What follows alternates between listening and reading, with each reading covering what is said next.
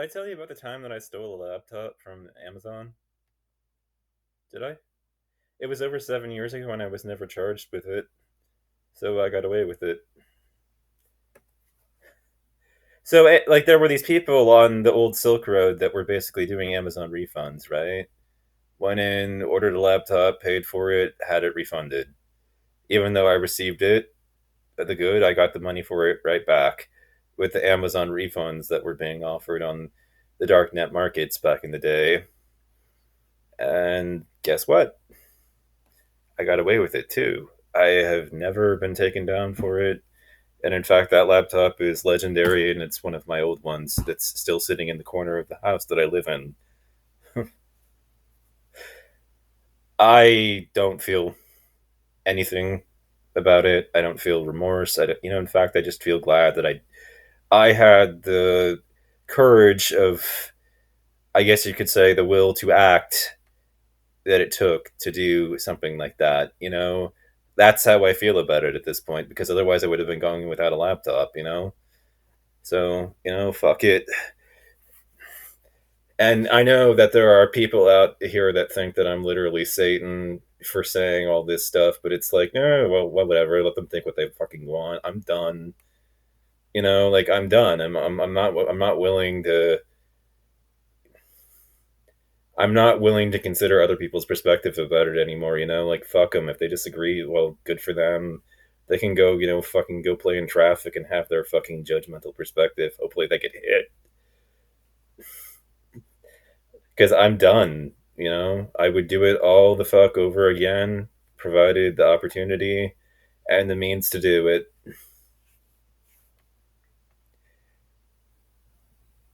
And it's true, and if it weren't true, I wouldn't be pirating everything that I literally fucking could. I mean, like, I've gotten to the point where, I know that they aren't actually saying this, but reading Luke Smith's blog, as far as an influencer is concerned, let's pull what he actually says. He says minimizing liability is making it, and I want to make it in life. I really do.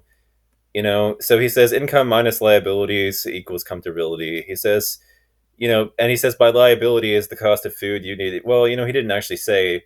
I guess you say the cost of food you have to eat to live, the cost of the place you need to live, the payments of goods and services you actually need, power or perhaps a car, etc., and debts. People spend. He says that people spend all their time, money, or interest on increasing their income and focus quite literally none of them on decreasing liabilities, which is actually substantially easier, anyways.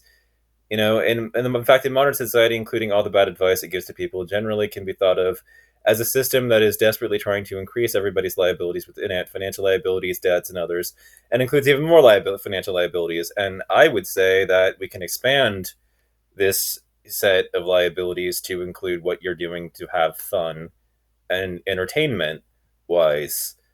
I would say that it isn't just about what you're basically spending your money on that you need. It's also about what you spend your money on that you want, that's setting you back in a huge way. So for me, since I have the skills, because I started pirating content like way back in like 1999, there was no reason to stop doing it as when I grew up, because it was like, wow, I could turn a fig leaf over on this, but then I would be spending the money that I should be spending on Robinhood.com, investing in something like the VTI. It just didn't make financial sense to stop pirating.